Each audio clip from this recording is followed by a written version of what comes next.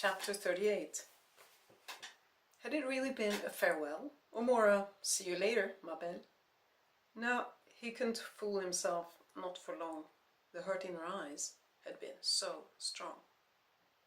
Small snowflakes whirled in the air when Peter drove into the parking lot next to Göteborgsposten. As soon as they landed in the slush, they melted. Typical Gothenburg weather, he thought. But the weather didn't ruin his mood, not at all. He was excited.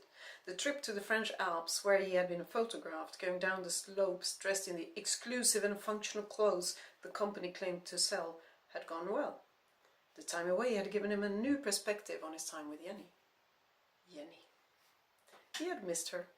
It surprised him, but it didn't bother him. He could just come back to her when he felt like it. How long ago was it now? A bit more than 2 months? Yeah, something like that.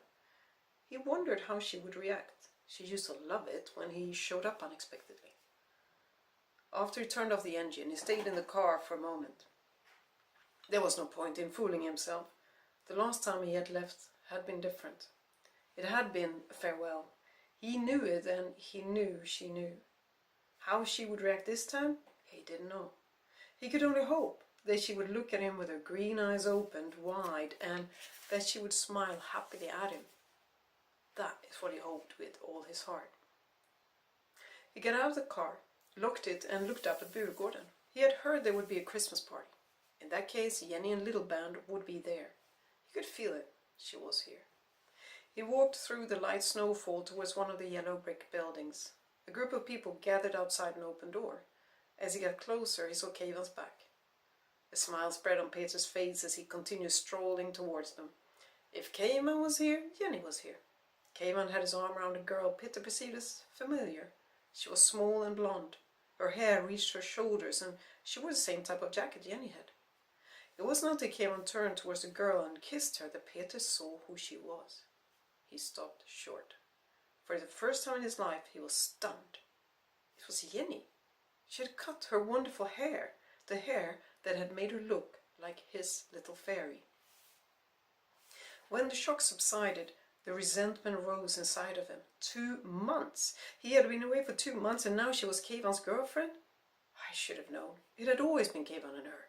Every time she had not had time to be with Peter, she had been with the band with Kevan.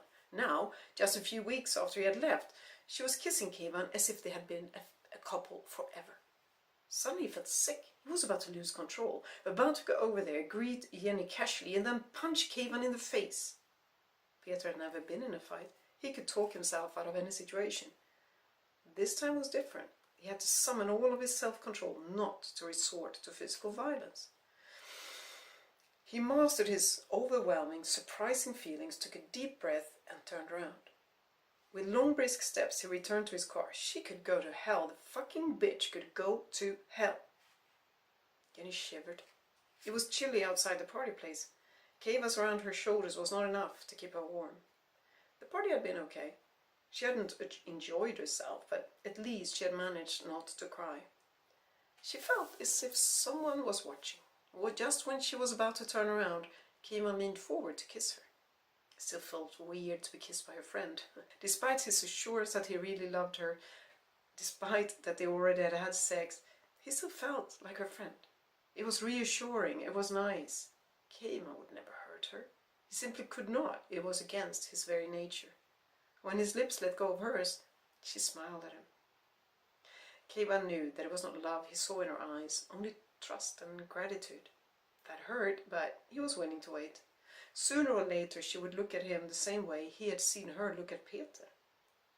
Jenny rested her head against his shoulder. Then she felt observed once again.